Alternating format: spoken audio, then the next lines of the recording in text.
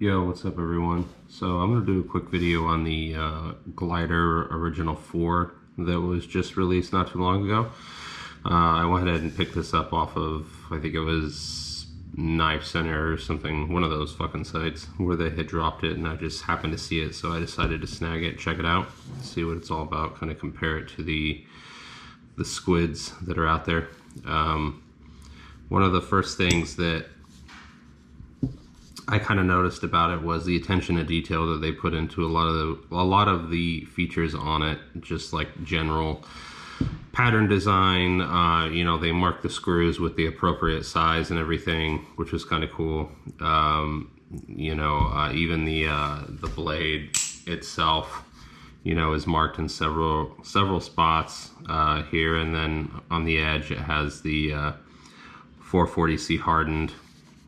So, you know, all that stuff is kind of cool. You know, it's got the logos everywhere and all that kind of shit.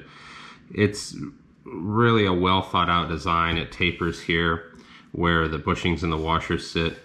One of the things that really caught my eye with all this attention to detail was, you know, it looks really clean and really nice, and it flips really decent. There's kind of two main things that really, when I look at it, it just kind of bothers me. One, it's loud as fuck, which that might be the case with all these gliders. I don't know how the previous versions were because I haven't had one. But when you flip this thing, it sounds like two robots fucking. Like, that's how it clangs. It's just this constant, and it's not like the good kind of clack that you would get from flipping, that kind of like ping that you would get from a Bali that you might like. It is very, very loud, and it annoys me just fucking flipping it. So that was the first thing. The other thing was when they pressed in the pins, you can kind of see, I haven't flipped this thing a ton. It came like that, where you can see where the anodization had come off from them using a press to put it in. My only thing with that is that over time, when you start to mill out holes like this and then press pins in, you know, which I get, they had to press them in because it is a channel and not a sandwich design. But at the same time, you know, there's other ways for them to manufacture it, and for them to press these in that way, I just see a lot of these coming out, especially with how clacky and, you know, all that. It means it's just gonna create more slop and more vibration, you know, the more that it's clacking around. And so I wouldn't be surprised if the pins start flying out of these fuckers pretty quick here. The other thing was, and part of why it's probably loud, is it's not even just how you tune it, it's just how it is. Like, the tolerances in this thing are not the best out of the box. So you can kind of, that's the handle moving up and down, and I have these things tightened down as much as I can get them on the pivots. So, you know, as you're flipping this thing, those handles are going up and down as well as the pins being slapped, and then it's kind of radiating through the handles, everything, and it creates that loud noise I was talking about, where it literally just, you know, it's just this clang, clang, clang, clang. But other than that, you know, it does rollovers beautifully. Aerials are great with it.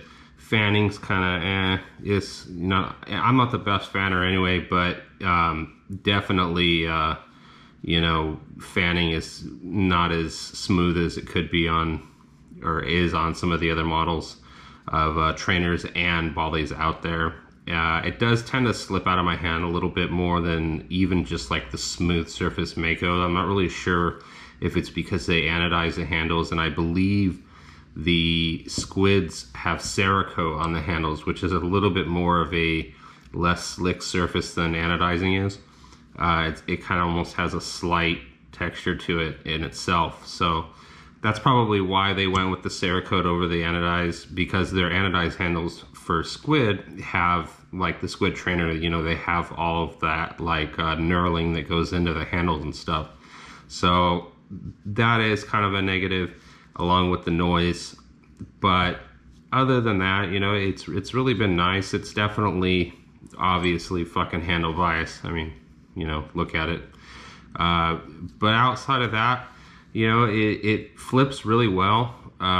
Chaplains are kind of, because it is kind of sloppy and it is kind of handle heavy, I can still do chaplains with it, but it's, you know, not as smooth as some of my other, you know, trainers and knives out there. But yeah, you know, for the price point, I think I got it for like 130 bucks or something like that shipped. You know, it's really not bad. It's really beautiful looking. I am noticing that it has some kind of a, somebody picking it at the beginning of the video. It came with a couple dings on it in the box. You know, I think these things are made in Australia, or at least where the company is based out of. So, you know, God knows what kind of shipping these things go through. And anodized does not take the best hits. I haven't dropped this thing other than on my bed, so I know it wasn't me. And it did have a couple other ones on the back end of the handle, some dings and shit like that. But whatever, you know, for that price point, I'm not going to cry about it too much. But yeah, you know, if you want to get something that's going to be a little bit more unique looking, you can have the mismatched handles, which is kind of cool. Because then I don't have to mark the bite handle on it. Then it's definitely worth something that, you know, it's worth checking out. You know, for the money, it's kind of in that lower end, mid tier. And when I said lower end, I'm not accounting for the Amazon fucking $30 pieces of shit. I'm talking about the actual name, like no name brands out there. It's going to be on the lower end to like mid tier-ish. You know, would I recommend it over a squid? Tough to say. It really is going to be on preference on what you're looking for and, you know, where you're at with your flipping and all that, what your budget is, all that kind of stuff. With squid, you know, their products I think are a little bit better. There was a lot of details and planning that went into this, like I said, which is kind of cool. But again, you know, if I had any issue with this, like where the fuck am I even going to ship this thing to? Whereas with squid, I had to send my Triton back, and you know they actually live in California, which is where I live, so it's kind of, you know, convenient for me. But even if they lived in another state, whatever, you know, this thing, if I gotta ship this thing fucking somewhere internationally, I'll just throw the motherfucker out. Like I'm not even gonna deal with all that. But yeah, you know, other than that, like I actually like it. You know, as I've said before in my other videos, I'm not the best flipper. I'm still learning, but I can do enough stuff to kind of really evaluate something properly, I think. And I would definitely check it out. And, you know, if you got the money to spend and take a gamble on it, see how you like it. Let me know, too, if you have one and if yours has that, like, kind of little bit of slop in the handle. Because maybe it's just fucking mine that has it, and then I need to figure out if I'm gonna throw this thing out or fucking, you know, send it back or piss and moan or whatever I'm gonna do. But yeah, that's where we're at. If you want a quick sample of just kind of how it sounds, I can try and do that. You know,